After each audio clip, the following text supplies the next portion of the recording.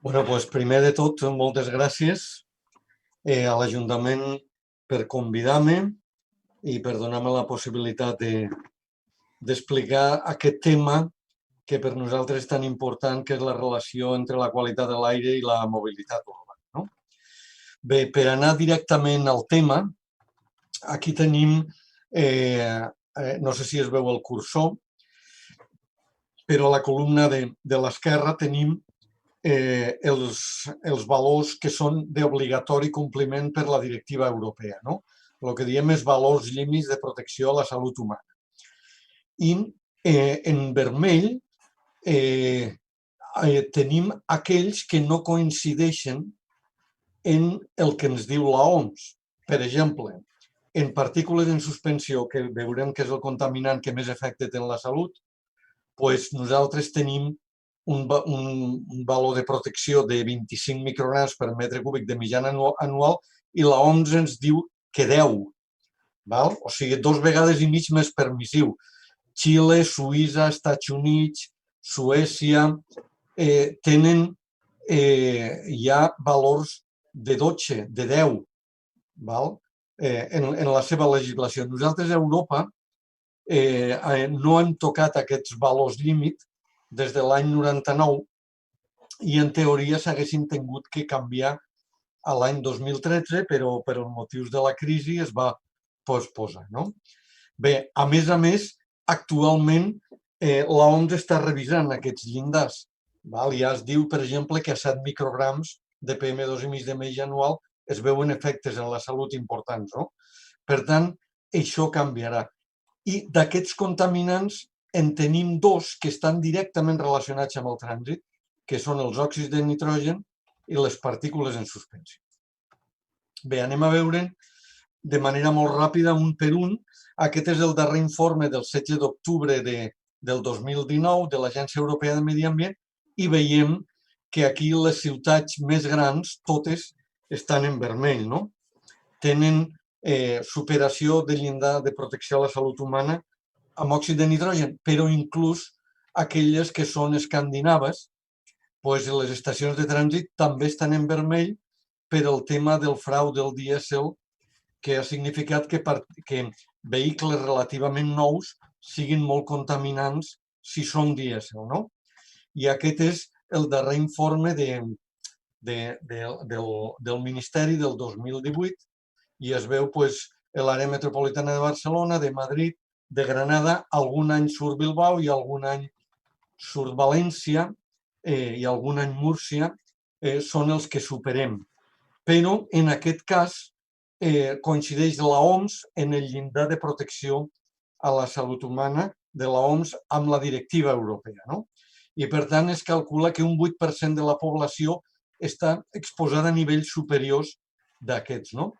Que ve del trànsit, doncs ho demostra aquest resultat, que és un estudi que estem fent per el Ministeri de Transició, on veiem l'efecte que ha tingut de reducció d'òxids de nitrogen a 11 àrees metropolitanes espanyoles. No? I veiem, en el cas de l'àrea metropolitana de Barcelona, veiem que el 54% durant el confinament i el 48% entre juny i juliol, que ja tenim el relaxament, però aquest relaxament encara té de mitjana un 20% menys de cotxes. Ara ja no, ara ja l'hem recuperat, però és clar que si baixem hi ha una relació directa entre l'òxid de nitrogen i els vehicles. És el principal font d'emissió. No?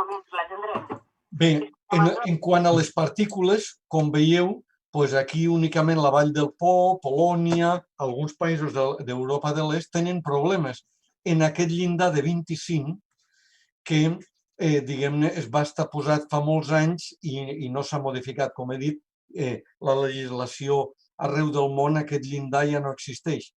És molt més proper al de l'OMS. Si poséssim el de l'OMS, veuríem que solament Finlàndia, Estònia, Suècia, Islàndia i Noruega complirien la legislació, el valor de l'OMS. La resta d'Europa no. I, per tant, es calcula que el 85% de la població urbana europea està exposada a nivells superiors a aquest llindar de l'OMS. En aquest cas, aquest és un estudi que vam fer a Barcelona, Milà, Porto, Florència i Atenes. Durant un any vam estar mesurant la composició química de les partícules PM10 i PM2,5 un any seguit en paral·lel a les 5 ciutats i vam veure que entre el 30 i el 38%, o sigui, 30-40% de la mitjana anual del PM10 i 30-40% també de PM2,5 prové del trànsit. Però d'aquest 30-40, un terç, és a dir, el 10%, no ve del tub d'escapament, sinó de l'abrasió de frens de rodes i el ferm de rodament. Per tant, no solament és important el tub d'escapament, sinó aquest desgast de frens i rodes que tots les canviem perquè les desgastem. Després tenim les obres de construcció entre el 10 i el 20, tenim els vaixells al voltant d'un 5%, etc. La indústria d'un 11 a un 20%, etc. I la sorpresa va ser que al PM2,5 veiem que hi ha ciutats com tenim aquí Porto, Florència i Milà, que entre el 25 i el 30% ve de les calderes de biomassa domèstiques i residencials, perquè s'han instal·lat moltes calderes sense tenir una normativa adequada per reduir emissions. I, per tant, a algunes ciutats ja les calderes de crema de biomassa ja són tan importants com el trànsit, gairebé. Bé, aquests són els dos contaminants i sobretot les partícules en suspensió les més importants. I com que tinc poc temps, passem directament a l'estratègia Aerius, que és del projecte aquest que comentava de les 5 ciutats, que nosaltres anem repetint constantment des de fa molts anys, perquè no l'han modificat molt. Però abans hi havia ciutats, moltes ciutats estaven en contra d'aplicar aquestes mesures i ara veureu com moltes ciutats ja les han aplicat. Bé, la primera és tenir els plans a nivell metropolità. Molta gent se n'ha anat a viure a l'extraradi urbà o inclús a altres ciutats i, per tant, en moltes ciutats el 60% dels vehicles que circulen no paguen l'impost de matriculació a la ciutat, sinó que són de l'àrea metropolitana o de ciutats properes. La primera mesura, per tant, per nosaltres és una millora, té que ser en àmbit metropolità, una millora del transport públic. Moltes ciutats nostres tenen bon transport públic, el problema el tenim en el transport metropolità. Per exemple, el consellal de València de Mobilitat, Josep Egretzi, ja ha associat les línies donant competències al transport metropolità per als pàrquings. I, per tant, ja es construeixen pàrquings a ciutats satèl·lit que tenen en un carril bus, directament deixen el pàrquing allí, agafen el vehicle allí, agafen el cotxe, l'autobús i en un carril bus es desplacen fins a la ciutat central. Segon, no hi ha més remei més que reduir el nombre de vehicles. Veurem quines mesures han funcionat. Perquè el frau del dièsel ens fa que vehicles fins a l'any 2018, dièsels són molt contaminants, tant com els de l'any 1992. Per tant, en òxid de nitrogen hem de reduir el nombre de vehicles.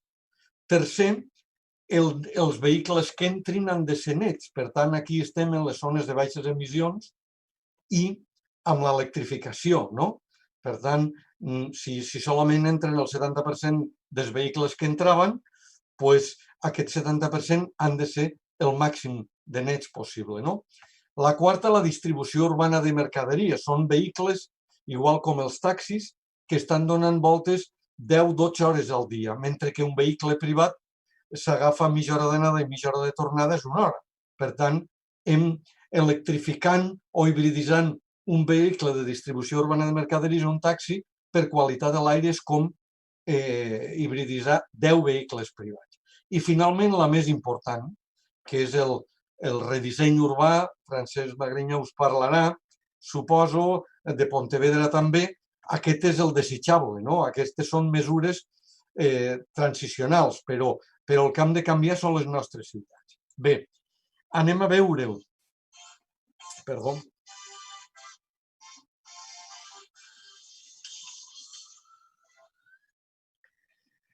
Bé, doncs el que us diem, anem a veure, el de transport públic ja ho hem explicat, val? Però ara anem a veure les mesures que redueixen nombre de vehicles. Aquest és l'estat actual, tenim molta gent que entra en vehicle privat i poc en transport públic, i per tant no volem tenir aquesta situació, ni aquesta situació en els mateixos cotxes canviats per vehicles elèctrics, no? Bé, quines mesures han funcionat? Bé, per què hem de reduir? Doncs perquè els vehicles Euro 5, el dièsel Euro 5, com veiem ara, aquests són els cotxes fabricats entre el 2009 i el 2018, han seguit el frau, no solament era la Volkswagen, sinó tots els dièsel. Veiem aquestes marques comercials d'aquí, emeten al voltant de 9 vegades més que el test d'aprovació. Mentre que els pobres de la Volkswagen o la Seat, que són els que han rebut les denúncies, estan emitint 3 vegades més. O sigui, no són els pitjors. De seguida es va traure l'Euro 6, que són els vehicles fabricats des de l'any 2016 fins ara, i com veieu, hi ha marques comercials, com aquestes 3 d'aquí, que emeten fins a 12 vegades, 11 vegades més que el test d'aprovació. O sigui, fins al 2018 l'Euro 6 no va funcionar bé. I a més tenim el problema de que, per exemple, la Mini i la Mitsubishi, tots els models dièsel que tenen, emeten el mateix que el test d'aprovació. Per tant, 11 minis emeten igual que un cotxe d'aquestes marques d'aquí. D'acord? Dièsel. I tots tenen l'etiqueta verda de la DGT. Per tant, hem de reduir el nombre de vehicles. I per això, el transport públic, com hem dit, el metropolità, el peatge urbà i les restriccions de pàrquing al centre. Això podria ser perfectament la plaça Cornavant de Ginebra. Jo vaig sovint d'allí i des de fa molts anys, no és ara. Ja és així, solament entren els vehicles de residents o els que van als hotels o els necessaris i un transport públic fluid i separat tot, no? Bé, aquests són els exemples de la reducció que es va produir per al peatge a Estocolm. S'ha reduït un 30%, que s'ha mantingut ara, fent pagar €1 fora d'hora punta i 3,5 € en hora punta, i en el cas de Milà també s'ha reduït un 35%. I ciutats com Nova York, a Manhattan valdrà $11,5 aquest any. Bé, quan ja tenim menys cotxes, aquests cotxes han de ser nets i per això tenim les zones de baixes emissions. Etiquetar els cotxes, actualment en tenim 2, la de Madrid Central i la zona de baixes emissions de Barcelona, i no deixar entrar els vehicles més contaminants. Ja dic, sobretot, l'etiquetatge de la DGT està pensat per partícules, no per òxid de nitrogen. Sobretot ha d'aplicar a tots els vehicles, inclús les motos, perquè a Bolònia es va incrementar el nombre de motos al fer restriccions per als vehicles, i ha d'aplicar a tots tipus de vehicles. Els de distribució urbana de mercaderies també, que en el cas de Barcelona tenen unes extensions molt grans. I bé, això ja s'aplica a 280 ciutats d'Europa. En paral·lel, s'ha d'anar canviant la flota mitjançant l'electrificació. Però fixem-nos que l'any 2019 a Noruega es va vendre el 56% dels cotxes eren elèctrics i a l'estat espanyol el 0,8%. Per tant, anem un retard increïble. Per tant, nosaltres el que proposem és invertir les subvencions de l'electrificació i tota la potència a la distribució urbana de mercaderies i als taxis i a les motos urbanes, que són els que més quilòmetres dintre de la ciutat fan.